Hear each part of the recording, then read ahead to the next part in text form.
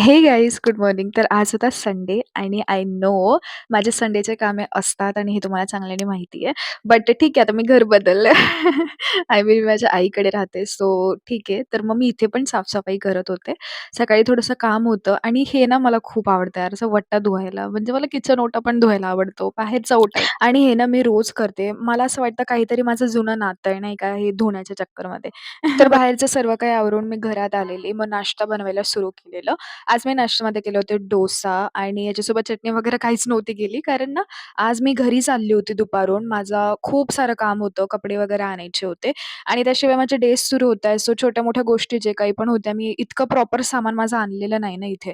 So म्हटलं मी आज वेळेत वेळ काढून जाईल घरी आणि घेऊन येईल. सो तेच घाईघाईत मग कसं तरी नाश्ता वगैरे आवरलं, सर्व काही कामे आवरून मग मी घरी जायला निघाले आणि घरी जाता-जाता मध्येच मग इथे आड आलेले.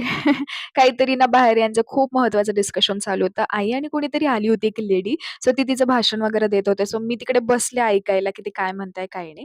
सो मग मध्ये वेळ झालेला आणि मी थोडंसं लेटच गेलेली आणि यांचं असं काहीतरी वातावरण चालू राहतं बाहेर. कारण इथे खूप साऱ्या लेडीज आहेत, ते बसतात आणि गप्पा वगैरे ते इतका मारतात, की बस. म्हणजे मला तर बोर होतं आता ते मी संडे म्हणून बाहेर आलेली, नाहीतर मग कॉलेज असताना तर मी चालली जाते. मग मला नाही माहिती मागे काय होतं. बट मज्जा येते यार. त्यांच्या गॉसिप्स पण इतक्या अशा चटपट्या राहतात ना, की ऐकायला असं वाटतं, "अरे बापरे! Wow, wow, wow!"